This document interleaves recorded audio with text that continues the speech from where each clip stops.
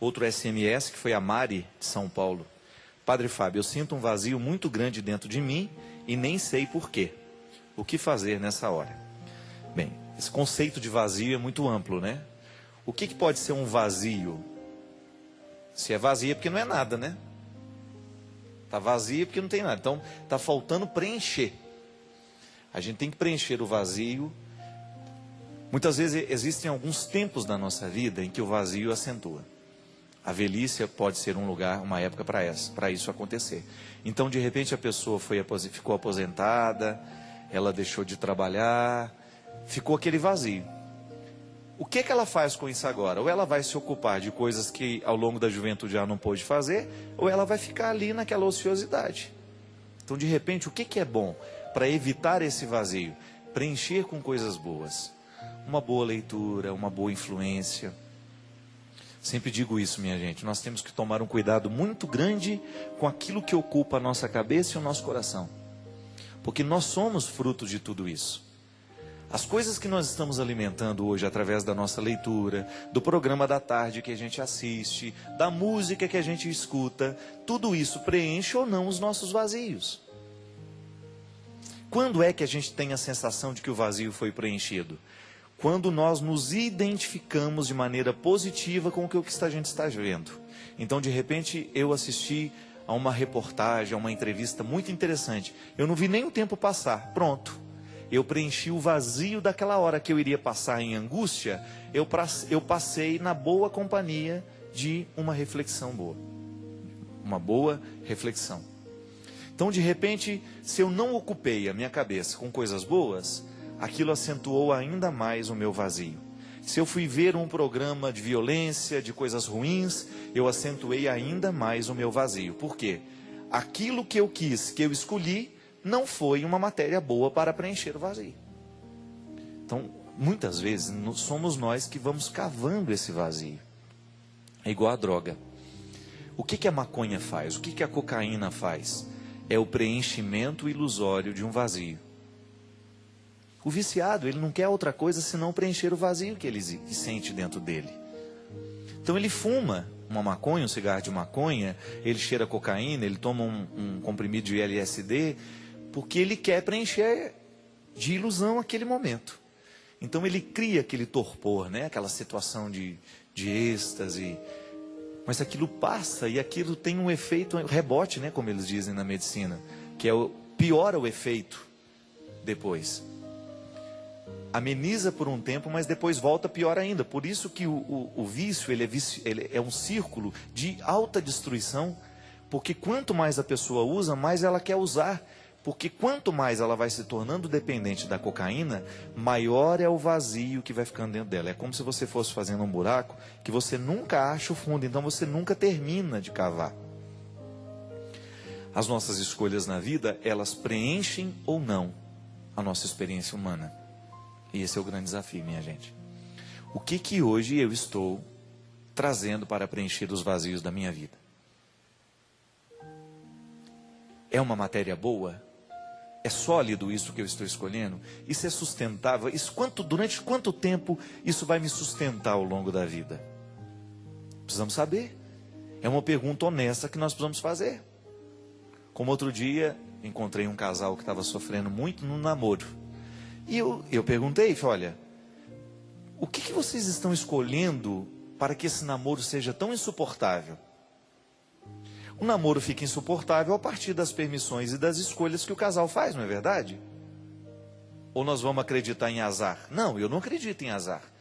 Eu acredito em construção, em escolha, naquilo que a gente permite vir, naquilo que a gente joga fora, naquilo que a gente traz. Então as nossas relações, elas vão nos preencher à medida que a gente faz escolhas certas. E outra coisa também, gente, que falta muito em nós, é a dimensão da vida espiritual. Se nós não rezarmos, se nós não tivermos uma vida espiritual, e olha, vamos abranger esse termo. Vida espiritual não é só essa coisa que nós achamos que é entrar dentro da igreja, participar e ir embora. Não. Vida espiritual é um conjunto de escolhas que nós vamos fazendo a partir da religião que nós professamos. Então, nós aqui que somos católicos, você que é evangélico, você que é budista, você que é espírita, não sei qual é a sua religião. Mas o que eu sei é que você tem uma espiritualidade que lhe acompanha. O contexto dessa espiritualidade é que nos preenche ou não. É por isso que existem tantas pessoas que estão insatisfeitas com a sua religião. A religião não virou espiritualidade. Ela é apenas o cumprimento de um rito, de uma obrigação. Eu vou lá, participo da missa, mas a missa não virou espiritualidade em mim. Então, o vazio, a religião pode preencher o vazio humano, desde que ela se transforme em espiritualidade. Que é viver justamente as dimensões da vida do Espírito. São Paulo falava de maneira tão bonita isso, né? Ele fazia uma distinção que é até perigosa. As coisas da carne e as coisas do Espírito. Nós sabemos muito bem o que é isso. Mas sabemos na teoria. Mas muitas vezes na prática nós não sabemos viver porque a gente se perde. As coisas do Espírito são aquelas que nos enobrecem, que nos jogam para cima. São as palavras boas que nós lemos através das leituras que nós fazemos, através de uma palavra de Deus, do Evangelho, através de um salmo, através de um canto de liturgia, através de uma música de mensagem. Nós elevamos o nosso espírito toda vez que uma palavra bendita toma conta de nós. Essas são as coisas do Espírito. E a religião trabalha o tempo todo propondo coisas do Espírito. As coisas do Espírito, elas moldam o nosso caráter. Por isso que nós precisamos associar diretamente o princípio religioso que me rege e as minhas escolhas. Qual é o meu caráter? A minha capacidade de ser eu mesmo, de ser verdadeiro, de ter uma postura séria. É o que a igreja nos propõe, né? A igreja nos propõe mandamentos, a igreja nos propõe regras, mas não é para nos aprisionar. É para nos dar suportes para que nós possamos ter uma vida espiritual. Porque se não tivessem regras, nós não saberíamos nos amparar. Nós cairíamos. Todo o aparato eclesiástico, de liturgia, de ritos, está a serviço da vida espiritual. É bonito a gente, por exemplo, pegar um livro de Teresa d'Ávila. Como é que geralmente eles dão os títulos, né? Escritos espirituais de Teresa d'Ávila.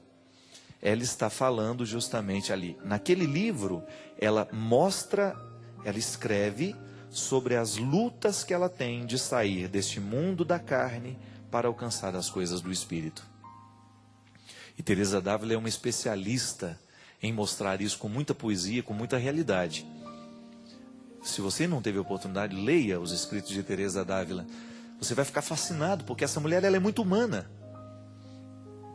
E ela não pratica uma religião etérea, dessas que não se mistura na realidade, não. Diz que tem uma cena, não sei se isso é verdade, né? Eu não sei onde que está escrito também, né? Aí diz que ela estava, sei lá, eu acho que ela estava no banheiro, né? Fazendo as necessidades dela. E nisso, dizem que o diabo, né? Soprou um espírito, uma palavra maligna na cabeça dela. Teresa, uma mulher tão pura como você, fazendo uma coisa suja dessa, né? Aí disse que ela virou assim: pois é, meu querido, e tudo isso que eu estou fazendo eu ofereço a você. Se é verdade ou não, está lá na história dela, né? Não é interessantíssimo isso? A pessoa conseguir rezar na hora que vai fazer as necessidades. Isso é rezar a vida, né? O Padre Léo era um especialista nisso, né? Em rezar a vida. E o Léo falava muito dessa religião que preenche o vazio do coração. Preencher o vazio do coração através de uma religião tem que ser uma religião como essa, de Teresa d'Ávila, de Padre Léo, de Monsenhor Jonas Abib, que faz da realidade concreta o lugar da oração. É igual aquela mulher que chega, né? Antes de sair de casa, ela bate no marido, no papagaio, nos meninos, no balai de manga e fala: eu preciso ir para a missa, e bate em todo mundo. Pelo amor de Deus, a missa tem que começar antes, né? É não bater em ninguém para ir. Que às vezes a pessoa, para ela ter uma prática religiosa, ela fica agressiva. Ou quando ela volta da missa, ela volta batendo em todo mundo, porque ninguém foi na missa com ela. Bando de safados, vocês estão todos no inferno. Aí a missa não virou espiritualidade, né? Ela tem que chegar feliz. Não, gente, a missa foi tão boa, eu estou tão em paz, né? Não, agora já volta com aquela cara brava para a gente perceber que ela não gostou da gente não ter ido. Não virou espiritualidade, não preencheu o vazio. Quando nós fazemos dessa nossa experiência, é uma experiência saudável de religião, é isso, né? Aquilo que eu pratico do ponto de vista ritual, a minha oração do texto, a minha oração, a minha devoção, enfim, qual seja a sua prática religiosa e qual o que faz parte do rito que você celebra, você tem que extrair deste rito a sugestão que este rito faz para uma vida prática. É aquilo que na palavra de São Tiago, na carta de Tiago está dizendo: não só as obras, não só a fé. É a reconciliação desses dois aspectos. O que eu acredito me leva a agir. O contexto da minha religião me leva a ter um comportamento. Sou solidário, de repente, ser simpático com as pessoas que a gente encontra, ser amável com quem a gente encontra, né? Ser acessível ao outro. Isso é tão bonito, né? Quando você tem a oportunidade de estabelecer vínculos e que a pessoa, é aquilo que a gente falava no primeiro bloco, a pessoa não tem receio de chegar perto porque ela sabe que você é uma pessoa religiosa. A sua religião quebra o muro da cidade. Já não importa se estamos fora ou se estamos dentro. Nós nos transformamos em pessoas abertas. Igual semana retrasada eu estava viajando lá de Navegantes, Santa Catarina, para São Paulo, e eu me encontrei com o pastor da igreja quadrangular. E lá no aeroporto estava ele, a família, eles são de Brusque, e a família havia levado o pastor para pegar o avião, a esposa dele e os filhos. E eu vi que a mulher ficou chorando assim de longe, me olhando, né? Pensei, né? E eu vi que ela estava emocionada. E aí eu olhei para ela e percebi que ela estava emocionada por alguma razão de ter me encontrado ali. Aí a gente se aproximou e o pastor disse assim: padre, não repara não, minha esposa está muito emocionada porque ela gosta muito do senhor. Eu não gostava não. Comecei a assistir o programa por causa dela. Aliás, ele até falou, me pediu perdão, que ele tinha implicância de mim. Não tem nada que perdoar, né? Isso é natural, o processo natural. Você é um pastor, a sua mulher fica assistindo o programa de padre, então é natural que você tenha ficado chateado, né? Se eu fosse pastor, minha mulher estivesse assistindo o programa de padre, eu acho que eu também não ia gostar. Mas o bonito, sabe o que foi? É o espírito cristão que prevaleceu naquela conversa, né? Aí tiramos uma foto e ele viajou sozinho, e depois a gente foi conversando. A família voltou para casa, para Brusque, e a gente seguiu para São Paulo. E o pastor falava justamente disso, né? Do quanto que é importante nós fazermos das nossas diferenças um ponto de encontro.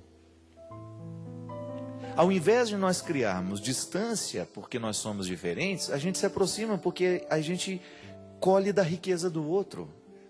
Eu não preciso mudar de religião. A esposa dele não ficou católica, mas ela ficou ainda mais crente. Porque a palavra que nós anunciamos aqui é a palavra de Jesus e os desdobramentos práticos desta palavra. Não há que criar dificuldade porque nós somos diferentes. E aí eu achei bonito porque eu acho que isso é a concretização daquela profecia, né, do profeta Isaías. Um dia, lobo e cordeiro comerão no mesmo prato. Quando você descobre que estas diferenças religiosas vão caindo com o tempo, justamente por causa da urgência da misericórdia, gente. Eu acho que quando nós temos assim um mundo cada vez mais difícil como nós estamos tendo, cada vez marcado pela violência, cresce dentro de nós essa urgência de sermos bons. É engraçado isso. Aí cresce a urgência da gente abrir a janela e conhecer o vizinho, para a gente ter um pouco mais de segurança de quem está do nosso lado, para a gente não ficar tão inimigo assim. Até esta aproximação das pessoas que não gostam de nós, vamos diminuir as inimizades do mundo, né? E às vezes as pessoas são inimigas por questões de ignorância, não conhece o outro, não sabe quem é o outro, porque esbarra no preconceito, esbarra na preguiça, né? E aí o vazio cresce, a sensação de estarmos na solidão, a sensação de não termos atingido, de não termos conseguido, é tão triste. E Maria, essa coisa que nós podemos identificar como um preenchimento, não tem outro nome, minha filha, é fraternidade, é companheirismo. Nós vamos nos sentindo cada vez mais solitários, à medida em que esse vazio vai crescer, à medida em que nós fecharmos a janela da nossa casa e dizer, olha, não tenho interesse de conhecer o meu vizinho. É tão triste isso, né? Eu me lembro, né, quando eu estava precisando arrumar um lugar para eu morar, quando eu fui sair do convento, eu escutava muito isso. Lá é muito bom porque vizinho, ninguém nem conhece o outro. Isso virou valor. Lembra que no passado era diferente? A gente queria morar onde todo mundo se conhecia. Eu me lembro quando era pequeno, lá em Formiga, lá na rua Marciano Monte Serra, onde eu cresci, número 450, a nossa casa. 50 primeiro e depois 60 nova, dona Ana. A senhora está mal informada? Esclerosada já não, né? Lapsos de memória. Eu nasci numa casa que tinha o número de 450. Depois vocês escoaram umas latas de terra, melhorou a situação, areia. Fizemos uma casinha melhor, que era 460. Mas eu me recordo que naquele ambiente lá da rua Marciano Monte Serra, todo mundo conhecia todo mundo, gente. A dor de um era a dor de todo mundo. Eu me lembro quando os vizinhos apanhavam do pai, todo mundo chorava junto, todo mundo saía para gritar na rua. Coisa de pobre. Pobre adora chorar junto, é uma coisa bonita de ver. Aquela solidariedade, né? Todo mundo sai para a rua e vai. Não tem nada mais bonito de uma vizinhança solidária. Quantas vezes eu escutava: ó, como é que fica, minha mãe? Você me empresta umas 2 colheres de café, minha filha? Né? Ou eu empresto, só se você me emprestar a minha açúcar, porque a minha acabou hoje, eu não tive tempo de ir lá no Coló comprar. Coló era o homem da mercearia. E aquele cotidiano feliz de pessoas que se conheciam, né? Era tão bonito você ver a solidariedade acontecendo, né? Atravessa a rua, pega uma colher de margarina. Atravessa a rua, pega um copo de óleo para fazer uma empadinha, que vai chegar uma visita no fim da tarde. Aquelas empadinhas que não tem recheio, né? Passa um molhinho de massa, fica por isso mesmo. E era tão bom a gente experimentar isso, porque nós não queríamos distâncias, nós queríamos proximidade. Hoje é diferente. Hoje a gente se orgulha de entrar dentro do prédio da gente, entrar dentro do condomínio e não saber nem quem mora do lado. E às vezes nós somos um bando de solidário, que não vê a hora de alguém bater na porta, né, de chegar, de convidar para alguma coisa, né? Eu achava bonitinha a minha mãe nesse tempo que ela morou lá no colégio, né, lá num prédiozinho, que a gente comprou um apartamento para ela ter sossego e para nos dar sossego também, para ela poder assistir a Rede Vida o dia inteiro, a Canção Nova o dia inteiro, que ninguém aguentava mais. Eu me lembro que a Denise, né, que é uma grande amiga, Denise, você que é a dona do restaurante Hora do Almoço, ela vivia essa realidade com a minha mãe o tempo todo. A minha mãe morava embaixo, ela em cima. E eu, quantas vezes, minha gente, eu ia dormir tranquilo, porque eu sabia que minha mãe tinha a Denise em cima da casa dela. Ela não estava num condomínio de pessoas indiferentes. Ela tinha uma pessoa que falava, por isso que ela ficou gorda durante um tempo, porque ela subia todos os dias para comer uma sopa de macarrão. Vê se 10 horas da noite é horário de tomar sopa de macarrão. Era a solidariedade, né, do carboidrato, né? E aí eu falo, mãe, mas por que a senhora come? Aí eu fico sem graça de falar não. Fico sem graça de falar não, estou sabendo. Mas é bonita essa solidariedade que existe quando você fala, olha, aqui nós não temos barreiras. Nós queremos proximidade. Nós queremos gente por perto. É tão interessante, gente, que às vezes a gente acha que porque o condomínio é muito seguro e cada um está dentro da sua casa, cada apartamento está resguardado. Claro, todo mundo precisa de privacidade. Esse negócio de você também ter a sua vida invadida o tempo todo não é bom. Você precisa ter o seu momento. Mas você saber que o vizinho está ali, né? Não significa que você vai ficar incomodando, importunando. Não, mas é aquela coragem de você bater na porta do lado. Eu acho que deve ser muito triste a gente morar num prédio que a gente não tem coragem de bater na porta do vizinho. Não deve ser triste isso? Se você não sabe como você vai ser recebido. Então, antes de ser uma religião do templo, da igreja, da novena, do pastor, do púlpito, tem que ter a religião do prédio, da fraternidade que nos une. Lá no nosso prédio mesmo, né? Tem muçulmano, tem cristão, tem espanhol, tem brasileiro, tem de tudo. Uma torre de Babel. Mas todo mundo fala a mesma língua.